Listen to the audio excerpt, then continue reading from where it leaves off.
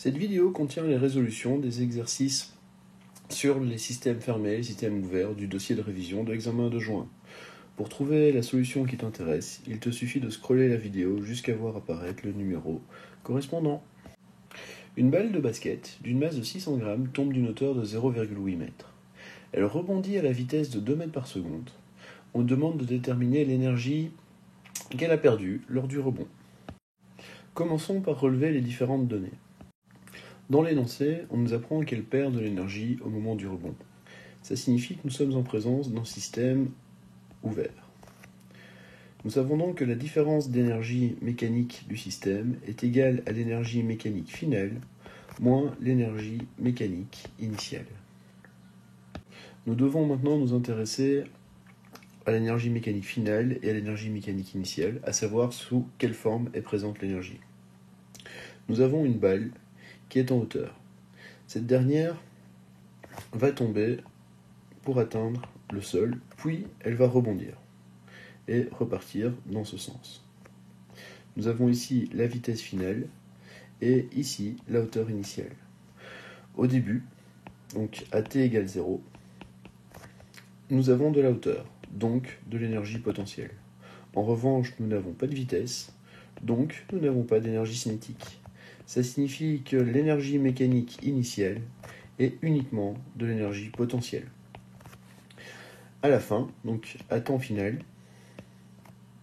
nous n'avons pas de hauteur. Ça signifie que nous n'avons pas d'énergie potentielle.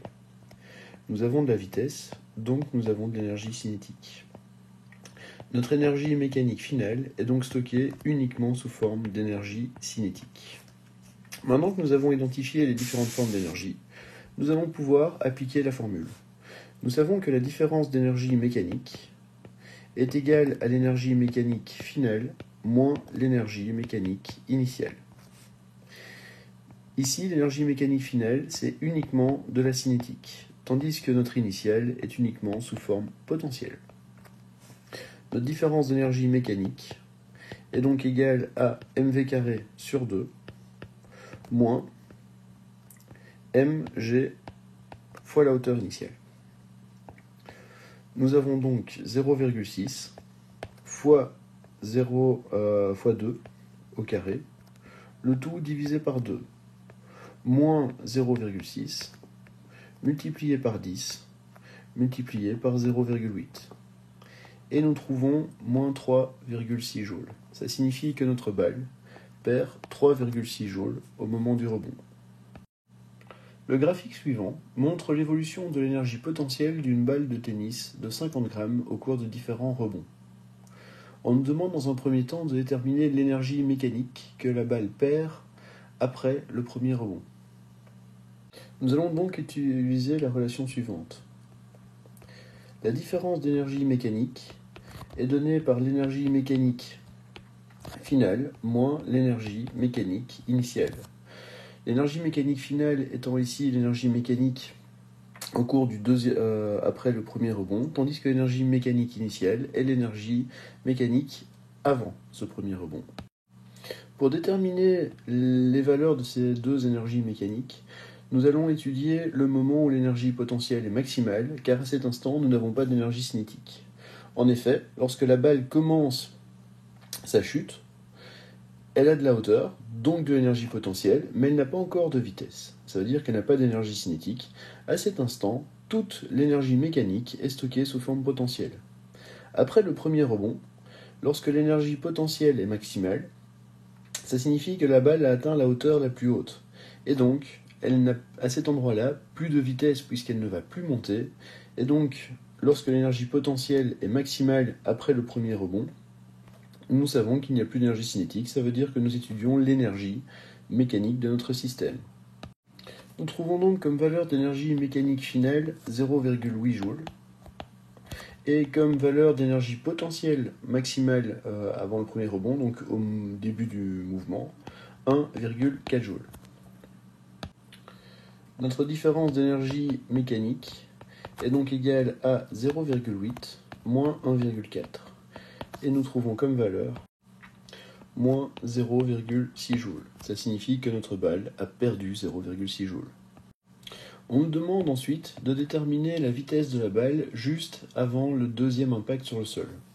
Donc, nous avons ici le premier impact. Elle rebondit, remonte, va redescendre et nous avons ici le deuxième impact.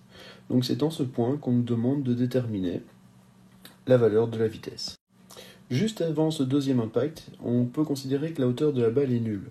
Ça signifie qu'elle n'a plus d'énergie potentielle. Donc toute l'énergie mécanique qu'elle a au cours entre le premier et le deuxième rebond est maintenant devenue de l'énergie cinétique. En observant le graphique, nous remarquons que la valeur de l'énergie mécanique au cours de l'instant que nous étudions est de 0,8 joules. Ça veut dire que l'énergie cinétique maximale de la balle sera aussi de 0,8 joules. Donc l'énergie cinétique à l'instant que nous étudions vaut 0,8 joules. Nous savons que l'énergie cinétique est égale à la masse fois la vitesse au carré divisé par 2. Nous pouvons isoler dans cette relation la vitesse, qui est de 2 fois l'énergie cinétique divisé par la masse, le tout à la racine carrée. Et nous trouvons comme valeur de vitesse 5,6 mètres par seconde. On nous demande enfin de déterminer de quelle hauteur est tombée la balle. Donc, comme ici nous recherchons une hauteur, nous allons étudier forcément l'énergie potentielle au début du mouvement. Donc quand toute l'énergie mécanique du système est contenue en forme d'énergie potentielle. Nous savons qu'à cet instant, l'énergie potentielle maximale avant le premier rebond est égale à 1,4 joules. Et nous savons que l'énergie potentielle est donnée par la relation m fois g fois h. Nous avons donc la hauteur qui est égale à l'énergie potentielle maximale avant le premier rebond, divisé par m fois g. Nous avons donc 1,4 divisé par la masse de notre balle, donc 50 fois 10 exposant moins 3, multiplié par 10, et nous trouvons comme valeur de hauteur 2,8 mètres. Lors d'un freinage d'urgence d'une Peugeot 2008 de 1250 kg, roulant à la vitesse de 72 km/h et parcourant 21 mètres avant de s'arrêter, on nous demande de déterminer l'intensité des forces exercées par les freins de la voiture sur les pneus. Commençons par relever les données de cet exercice. La force exercée par les freins sur les pneus va être vue ici comme étant une force de frottement. Nous avons une perte d'énergie. Nous savons que la différence d'énergie mécanique du système est égale à l'énergie mécanique finale moins l'énergie mécanique initiale. Nous allons tout d'abord nous concentrer sur l'étude des différentes formes d'énergie présentes au début et à la fin. Donc, initialement, lorsque la voiture roule, nous avons une vitesse, bien sûr, donc de l'énergie cinétique. Par contre, on ne nous parle pas de hauteur, donc nous considérons que l'énergie potentielle est nulle. À la fin, lorsque la voiture est à l'arrêt, nous n'avons plus de vitesse, donc nous n'avons pas d'énergie cinétique. Et on ne nous parle pas non plus d'un gain ou d'une perte de hauteur, donc l'énergie potentielle n'intervient pas dans cet exercice. Ça signifie qu'au départ, l'énergie mécanique initiale est de l'énergie cinétique.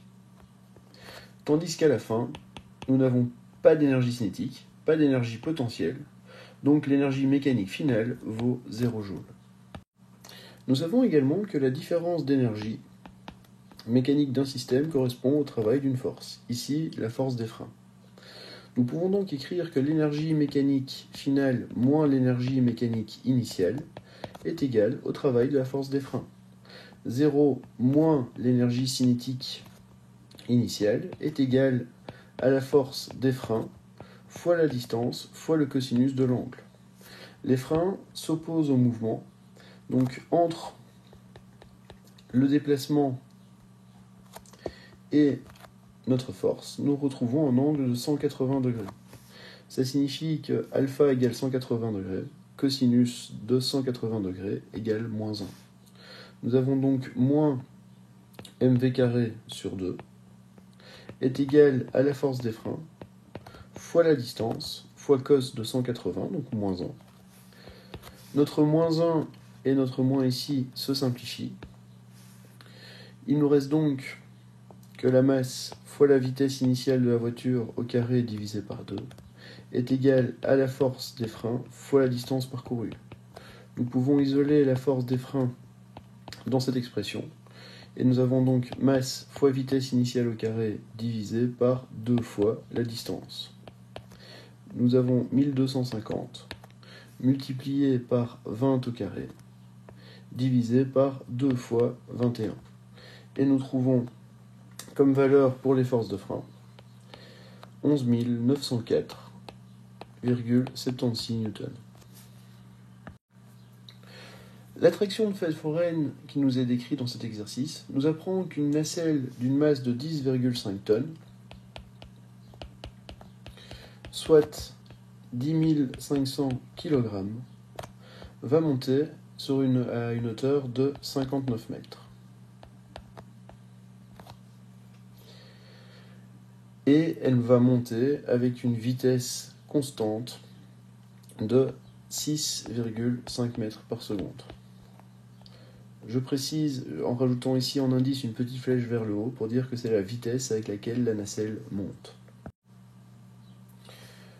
Comme nous connaissons la masse, nous pouvons déterminer le poids de la nacelle qui est de 105 000 newtons. La nacelle monte avec une vitesse constante. Ça signifie que la somme des forces égale 0.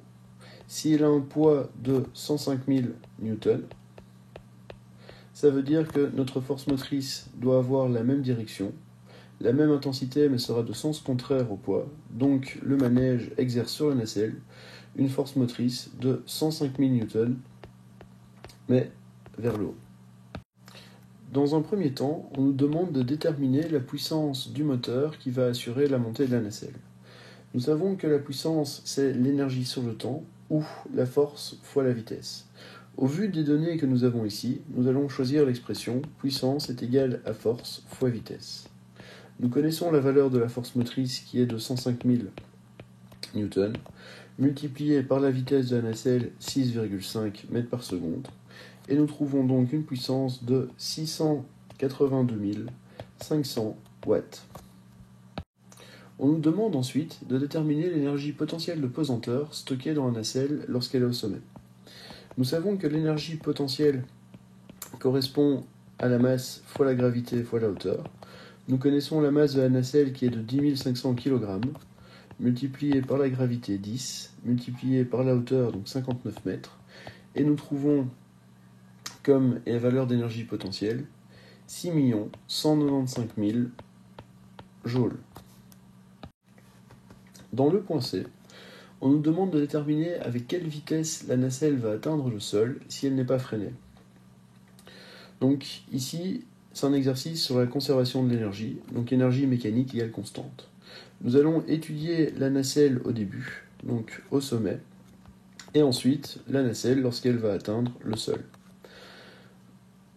Au début, nous avons de la hauteur, donc de l'énergie potentielle. Par contre, nous n'avons pas de vitesse, donc pas d'énergie cinétique. Ça veut dire que toute l'énergie mécanique du système est stockée sous forme d'énergie potentielle. À la fin, nous n'avons plus de hauteur, donc plus d'énergie potentielle. Par contre, nous avons de la vitesse, donc de l'énergie cinétique. Ça signifie que l'énergie mécanique de la nacelle est stockée sous forme d'énergie cinétique. Ici, il n'y a pas de force de frottement ni de force motrice au cours de la descente. Ça signifie que l'énergie mécanique au début est égale à l'énergie mécanique à la fin. L'énergie mécanique au début est de l'énergie potentielle, tandis que l'énergie mécanique finale est de l'énergie cinétique. Nous pouvons donc dire que m fois g fois la hauteur initiale est égale à la masse fois la vitesse finale au carré divisé par 2.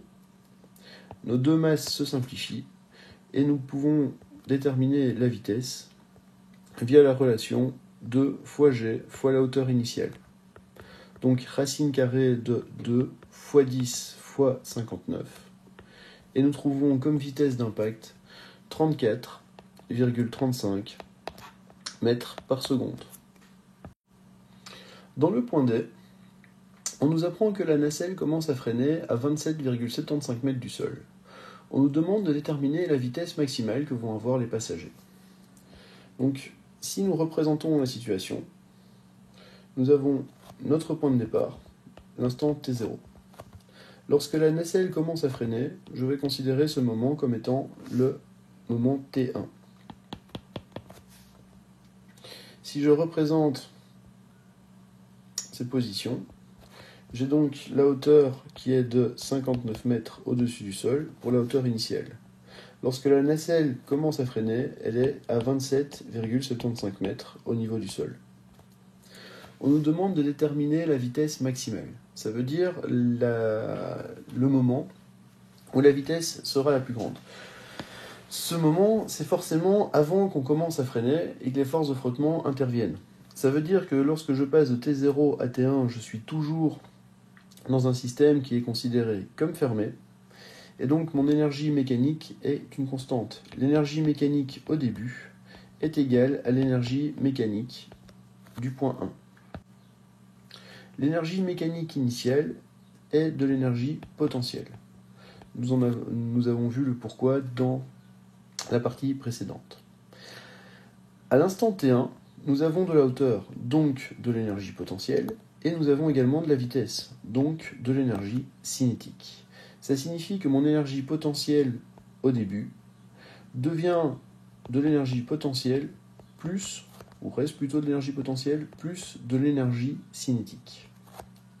On peut donc écrire que m fois g fois la hauteur initiale est égal à m fois g fois h1, plus l'énergie cinétique m v carré sur 2.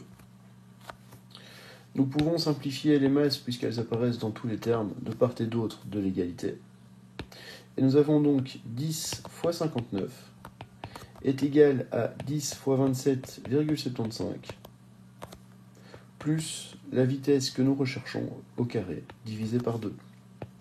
Donc 10 fois 59 moins 10 fois 27,75 est égal à v carré sur 2.